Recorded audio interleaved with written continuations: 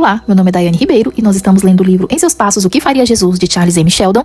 E agora nós vamos ler o capítulo 28 e depois o 29 neste mesmo episódio, ok? Estamos caminhando para a reta final desse livro, os capítulos finais, e eu estou bem curiosa para saber o desfecho dessa história. Vamos lá? Capítulo 28. Na tarde do dia em que Burns começou em seu novo posto de assistente de zelador, enquanto estava limpando os degraus da escada na frente da comunidade, ele parou por um momento e se levantou para olhar em volta. A primeira coisa que notou foi uma placa de anúncio de cerveja do outro lado da rua. Ele quase podia tocá-la com sua vassoura, ou de onde estava.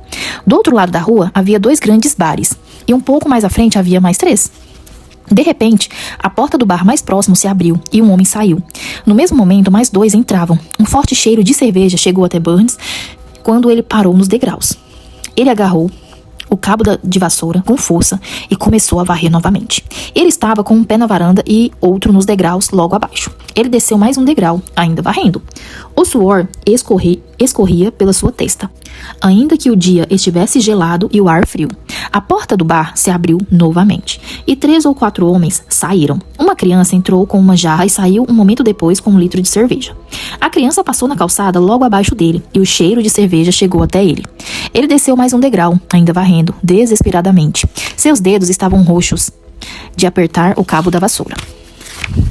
Então, de repente, ele subiu um degrau e varreu novamente o local, que acabara de limpar. Ele então, com muito esforço, voltou para a varanda e foi varrer o canto mais distante possível do bar. "Meu Deus!" ele gritou. "Se pelo menos o bispo estivesse aqui." O bispo tinha saído com o Dr. Bruce para algum lugar, e não havia ninguém por perto que ele conhecesse.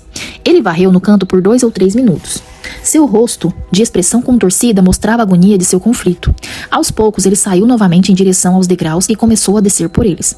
Ele olhou para a calçada e viu que havia deixado um degrau sem varrer. Aquilo parecia lhe dar uma desculpa razoável para descer até lá para terminar o serviço. Agora ele estava na calçada, varrendo o último degrau, com o rosto voltado para a comunidade e parcialmente de costa para o bar do outro lado da rua. Ele varreu o degrau 1 dúzia de vezes. O suor escorria por seu rosto e caía a seus pés. De degrau em degrau, ele sentia que estava sendo atraído para mais próximo do bar. Ele podia sentir o cheiro de cerveja e do rum, agora, enquanto a poeira e fumaça subiam ao seu redor. Era como o enxofre do inferno, e no entanto parecia que um gigante o puxava pela mão até lá. Nesse momento, ele já estava no meio da calçada, ainda varrendo. Ele limpou o espaço na frente da comunidade e foi até a sarjeta para varrê-la. Ele tirou o chapéu e esfregou a manga da blusa no rosto para secá-lo. Seus lábios estavam brancos e seus dentes batiam. Ele tremia inteiro e cambaleava para frente e para trás como se já estivesse bêbado. Sua alma estremeceu dentro dele.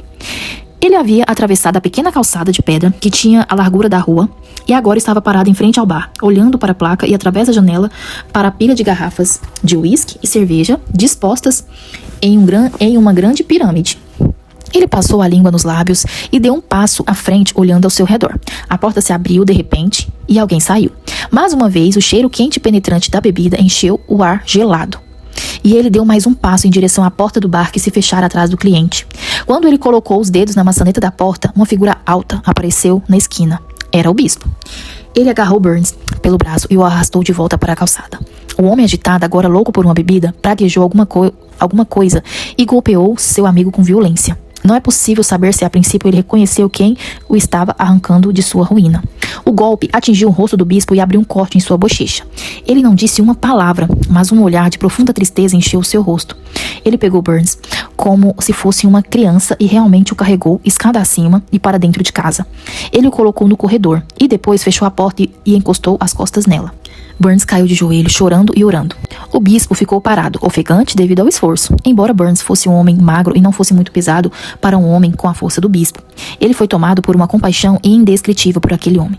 "Ore, Burns. Ore como você nunca orou antes. Nada mais poderá salvar você." "Ah, Deus, ore comigo, me salve. Ah, me salve deste inferno", exclamou Burns. E o bispo ajoelhou-se ao lado dele no corredor e orou como só ele sabia orar. Depois disso, eles se levantaram e Burns foi para o seu quarto. Ele saiu de lá naquela noite como uma criança envergonhada. E o bispo saiu mais maduro daquela experiência, trazendo em seu corpo as marcas do Senhor Jesus. Verdadeiramente, ele estava aprendendo o que significava seguir os passos de Jesus. Mas e o bar? Ele permanecia ali, e todos os outros naquela rua eram como as armadilhas para Burns. Por quanto tempo ele seria capaz de resistir ao cheiro da maldita bebida? O bispo saiu até a varanda. O ar de toda a cidade parecia impregnado do cheiro da cerveja. Até quando, Senhor? Até quando? Ele orou. O Dr. Bruce apareceu e os dois amigos conversaram sobre Burns e sua tentação. Você já se informou sobre quem é o dono desta propriedade ao nosso lado? Perguntou o bispo. Não, ainda não tive tempo para isso. Vou fazer isso agora, se você acha que vale a pena. Mas o que podemos fazer, Edward, contra os bares desta grande cidade? São instituições tão sólidas quanto as igrejas ou a política. Quem teria o poder de acabar com eles? Deus fará isso a seu tempo, assim como ele acabou com a escravidão. Foi a resposta séria. Enquanto isso, acho que temos o direito de saber quem é o dono deste bar tão perto da comunidade. Eu vou descobrir, disse Dr. Bruce. 2 dias depois, ele entrou no escritório de um dos membros da igreja de Nazaré Avenue e pediu para conversar com ele por um momento. Foi cordialmente recebido pelo membro de sua antiga congregação, que o recebeu em seu escritório e disse para levar o tempo que quisesse. Eu pedi para falar com você sobre aquela propriedade perto da comunidade onde o bispo e eu estamos agora. Você sabe. Vou ser bastante direto, porque a vida é muito curta e muito séria para nós dois termos qualquer hesitação tola sobre este assunto. Clayton, você acha certo alugar aquele imóvel para um bar? A pergunta de Dr. Bruce foi tão direta e firme quanto ele pretendia que fosse. O efeito dela sobre o membro de sua antiga congregação foi instantâneo. O sangue quente subiu ao rosto do homem que estava sentado abaixo de uma foto do comércio em uma grande cidade. Então ficou branco, colocou as mãos no rosto e quando ergueu os olhos novamente, o Dr. Bruce ficou surpreso ao ver uma lágrima rolar em seu rosto. Reverendo, você sabia que eu assumi o compromisso naquela manhã junto com os outros? Sim, eu lembro. Mas você não faz ideia de como tenho sido atormentado por fracassar em cumpri-lo neste caso. Essa propriedade do bar tem sido uma tentação do diabo para mim. Esse é o investimento mais rentável que tenho no momento. E mesmo assim, antes de você entrar aqui, eu estava angustiado de remorso, pensando sobre como estava permitindo que um pequeno lucro terreno me tente a negar o próprio Cristo que prometi seguir. Eu sabia muito bem que ele nunca alugaria o imóvel com tal propósito. Dr. Bruce, o senhor não precisa dizer mais nenhuma palavra. Clayton estendeu a mão e o Dr. Bruce a segurou e apertou com força. Pouco depois ele foi embora. Mas, muito tempo depois, ele soube toda a verdade sobre a luta que Clayton havia passado. Essa foi apenas uma parte da história que pertenceu à igreja da Nazaré Avenue. Desde aquela manhã memorável quando o Espírito Santo testificou o compromisso assumido de seguir os passos de Cristo. Nem mesmo o bispo e o Dr. Bruce, que agiam guiados pela direção de Deus, sabiam que, por toda aquela cidade cheia do pecado, o Espírito Santo agia, capacitando e esperando que os discípulos respondessem ao chamado de sacrifício e sofrimento, tocando corações que estavam há muito tempo entorpecidos e frios, incomodando homens de negócios e investidores em sua compulsão por mais riqueza e agitando a igreja como ela nunca havia sido agitada em toda a história da cidade. O bispo e o Dr. Bruce já tinham visto algumas coisas maravilhosas em sua breve vida na comunidade. Em breve, eles testemunhariam revelações muito maiores e mais surpreendentes do poder de Deus, do que haviam imaginado ser possíveis neste tempo. Dentro de um mês, o bar próximo à comunidade foi fechado. O contrato de aluguel do dono do bar havia expirado. E Clayton não apenas fechou a propriedade para os bares, mas também ofereceu o prédio ao bispo e ao Dr. Bruce para o trabalho com a comunidade, que crescera tanto que o prédio inicialmente alugado já não era suficiente para os diferentes projetos sendo desenvolvidos. Um dos mais importantes deles era o departamento de alimentação pura e natural sugerida por Felícia. Menos de um mês depois que Clayton ofereceu a propriedade do antigo bar para o uso da comunidade, Felícia já estava instalada no mesmo local onde tantos haviam se perdido, como chefe do departamento não apenas de alimentação, mas de um curso de serviço de limpeza para moças que precisavam trabalhar fora. Ela agora era moradora da comunidade e encontrou um lar com a senhora Bruce e as outras moças da cidade que moravam ali. Marta, a violinista, permaneceu no local onde o bispo havia encontrado as duas moças da primeira vez e ia à comunidade algumas noites por semana para dar aulas de música.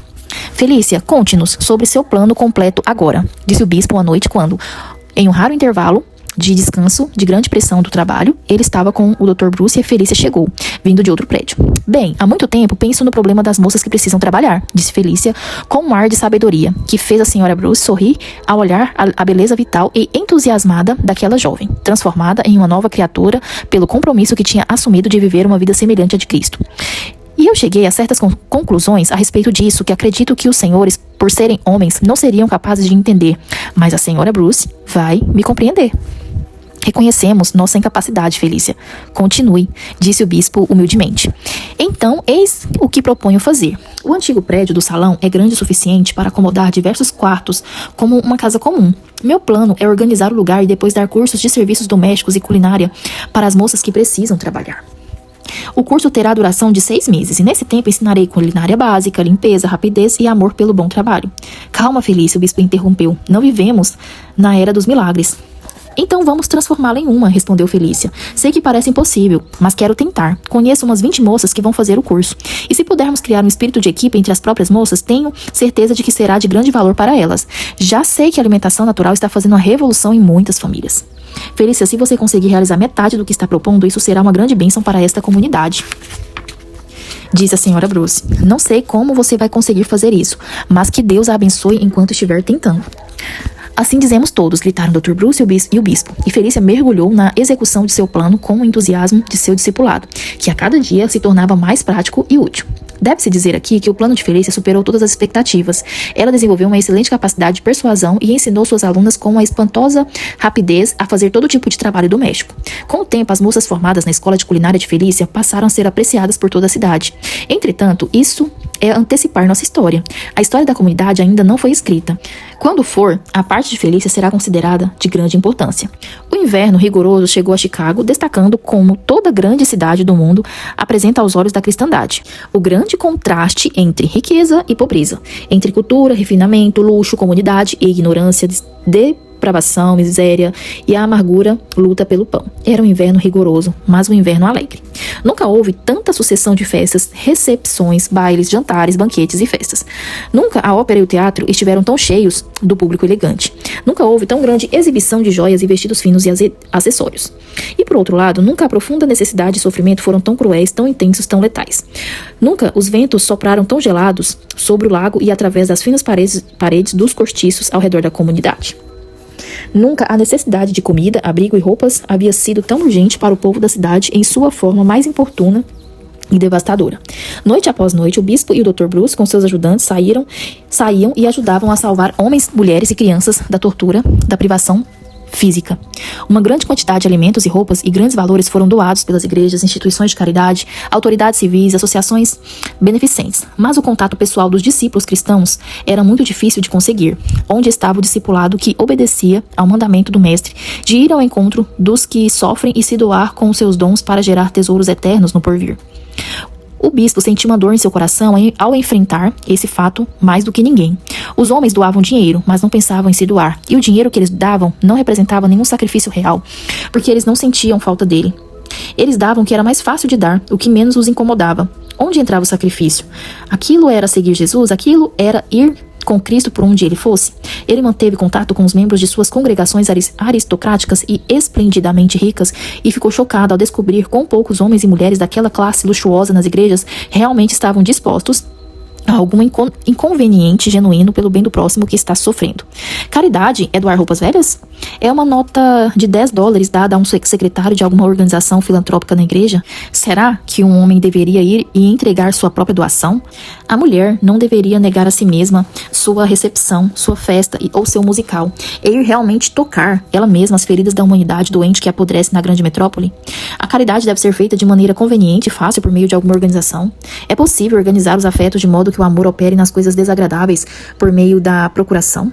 Tudo isso o bispo se perguntava, enquanto mergulhava cada vez mais fundo no pecado e na dor daquele inverno rigoroso. Ele carregava sua cruz com alegria, mas ele consumia e lutava internamente ao perceber que muitos transferiam a responsabilidade do amor pessoal para os poucos dispostos a irem e servir. E ainda assim, silenciosamente, poderosamente e irresistivelmente, o Espírito Santo estava se movendo por meio das igrejas, mesmo que seus membros aristocráticos, ricos e que amavam conforto, evitassem os terrores dos problemas sociais como evitariam uma doença contagiosa. Certa manhã, esse fato foi percebido com espanto pelos que trabalhavam na comunidade. Talvez nenhum incidente naquele inverno mostrasse com mais clareza o ímpeto já causado pelo movimento da igreja de Nazaré Avenue e pelas ações do reverendo Bruce e do bispo que cumpriam o compromisso de fazer o que Jesus faria.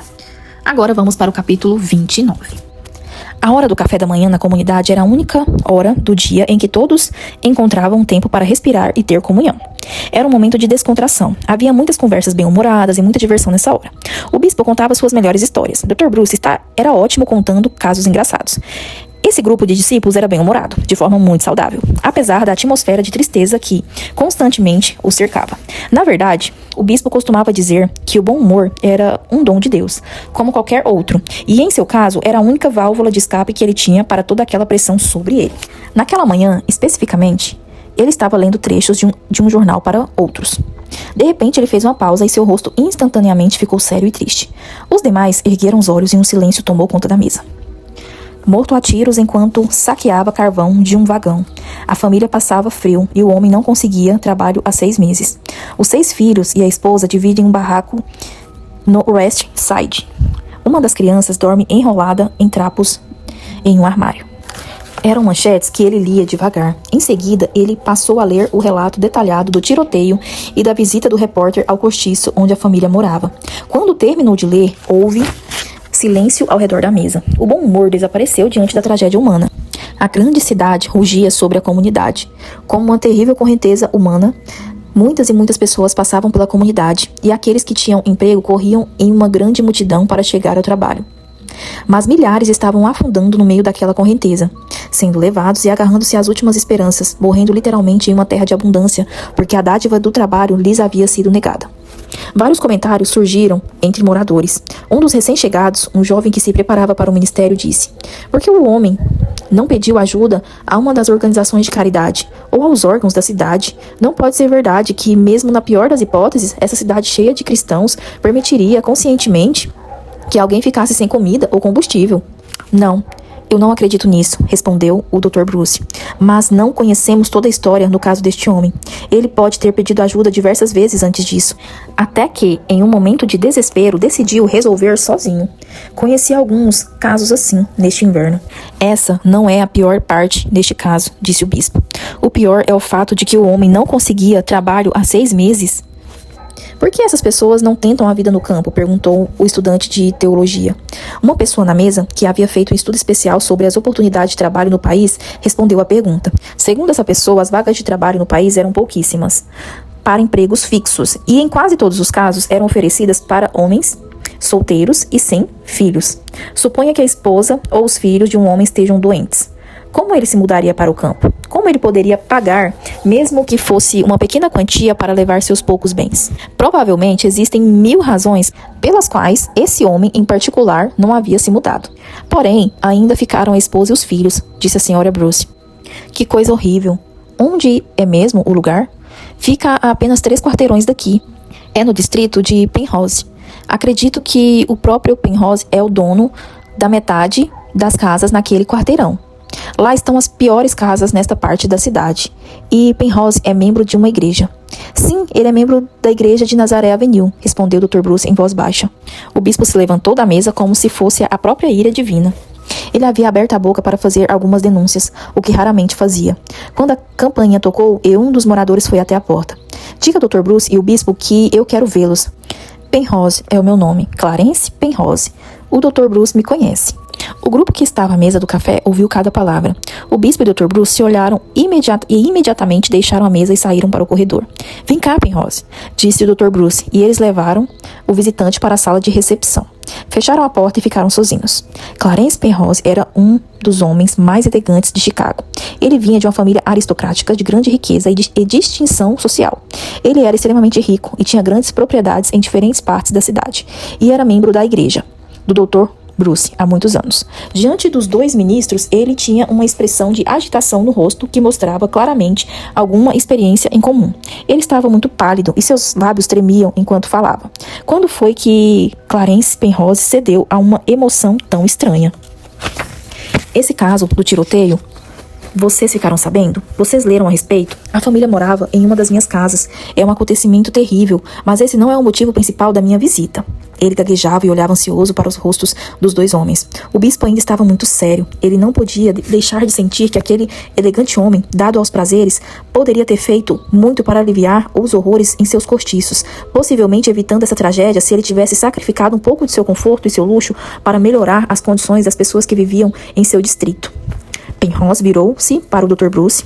"Doutor", exclamou, e sua voz parecia quase a de uma criança apavorada. "Vim contar que tive uma experiência tão inusitada que a única explicação é sobrenatural. O senhor se lembra de que eu fui um dos que se comprometeu a fazer o que Jesus faria. Pensei na época pobre tolo que era, que eu sempre agia como cristão. Fazia doações generosas da minha abundância para a igreja e a caridade, mas nunca me permiti passar nenhum sofrimento em função disso. Tenho vivido um verdadeiro inferno de contradições desde que assumi aquele compromisso. Minha filhinha, Diana, o senhor deve se lembrar, também assumiu o compromisso comigo. Ela tem me feito muitas perguntas ultimamente sobre as pessoas pobres e onde elas moram. Fui obrigada a responder a ela. Uma de suas perguntas ontem à noite tocou a minha ferida. Você é dono de alguma casa onde essas pobres pessoas moram? Elas são boas e quentinhas como a nossa? O senhor sabe que as crianças fazem perguntas como essas. Fui para a cama atormentado, com o que agora sei que são flechas divinas à minha consciência. Não consegui dormir. Era como se eu estivesse vendo o dia do juízo. Era como se eu estivesse diante do juiz. Ele pediu que eu prestasse contas das minhas ações nesta vida. Quantos pecadores eu visitei na prisão? O que eu havia feito como mordomo do que Deus me confiou? E aqueles cortiços onde as pessoas congelam no inverno e sufocam no verão? Alguma vez eu havia pensado neles, exceto no dia de receber os aluguéis deles? Onde entrava o meu sofrimento? Jesus teria feito o que eu fiz e estava fazendo? Eu havia falhado em meu compromisso? Como usei o dinheiro, a cultura e a influência social que possuía?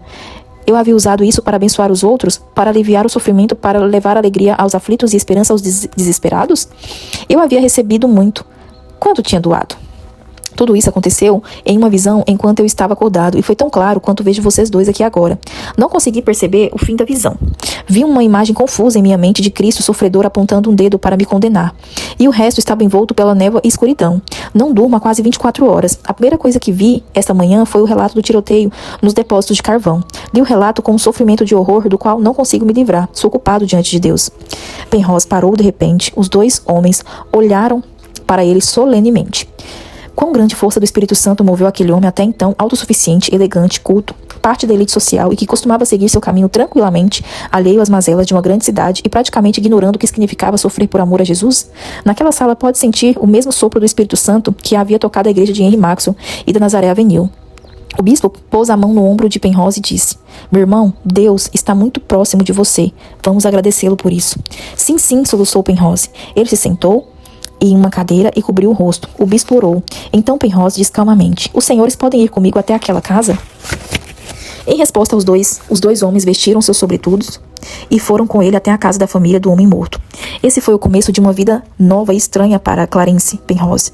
Desde o momento em que pisou naquele barraco miserável que chamavam de casa e encarou pela primeira vez em sua vida o desespero e sofrimento dos quais ele já tinha lido a respeito, mas não conhecia pessoalmente, ele passou a ter uma nova vida. Essa seria outra longa história para se contar, sobre como, em obediência àquilo que havia se comprometido, ele começou a fazer com sua propriedade o que sabia que Jesus faria. O que Jesus faria com uma propriedade se a possuísse em Chicago ou em qualquer outra grande cidade do mundo. Qualquer homem capaz de imaginar respostas verdadeiras para essa pergunta pode facilmente dizer que Clarence Penrose começou a fazer. Antes que o inverno chegasse, em seu período mais rigoroso, muitas coisas aconteceram na cidade em relação à vida de todos os personagens desta história, dos discípulos que se comprometeram a seguir os passos de Jesus. Por uma dessas coincidências que parecem ocorrer de forma sobrenatural, certa tarde, no momento em que Felícia saía da comunidade com uma cesta de alimentos que levaria como amostra para um padeiro no distrito de Penrose, Steve Clyde abriu a porta da carpintaria no porão e saiu a tempo de encontrá-la quando ela chegava à calçada. "Por favor, deixa eu levar a cesta para você", disse ele. "Por que você diz 'por favor'?" perguntou Felícia, entregando a cesta enquanto caminhavam juntos. Eu gostaria de dizer outra coisa", respondeu Stephen, olhando timidamente para ela, mas ao mesmo tempo com uma ousadia que o assustava, pois ele amava Felícia cada dia mais, desde que a viu pela primeira vez, e especialmente desde que ela entrara na carpintaria naquele dia com o bispo, e ao longo das semanas eles acabaram na companhia um do outro. "O quê?" perguntou Felícia, inocentemente, caindo na armadilha. "Ora", disse Stephen, virando seu belo rosto para ela e olhando-a com o olhar de quem via a melhor de todas as coisas do universo. "Eu gostaria de dizer, deixe-me carregar sua cesta, minha querida Felícia." Felícia nunca pareceu tão bonita em toda a sua vida. Ela deu mais alguns passos sem virar o rosto para ele. Não era segredo que ela havia entregado seu coração a Stephen há algum tempo. Finalmente, ele se virou e disse timidamente, enquanto seu rosto ficava corado e seus olhos ternos: "Por que você não diz isso então?" "Posso?" exclamou Stephen, e por um minuto se descuidou da maneira como segurava a cesta, que Felícia exclamou: "Sim, mas por favor, não deixe cair minhas guloseimas." "Imagina, eu não deixaria cair algo tão precioso para o mundo, minha querida Felícia", disse Stephen. que agora começara a caminhar nas nuvens por vários quarteirões. E o que foi dito durante essa caminhada é uma conversa particular que não temos direito de ler. Só para constar na história, vale registrar que, naquele dia, a cesta nunca chegou ao seu destino, e que na direção contrária, no final da tarde, o bispo, caminhando silenciosamente do distrito de Penrose, em um local bastante isolado, perto da periferia do distrito da comunidade, ouviu uma voz familiar. Mas me conte, Felícia, quando você começou a gostar de mim? Eu me apaixonei por uma lasquinha enrolada de serragem logo acima de sua orelha naquele dia em que vi você na carpintaria. Disse a outra voz com um riso tão claro, tão puro, tão doce, que fazia bem ouvi-la. Aonde vocês vão com essa cesta? Ele tentou dizer com ar de seriedade.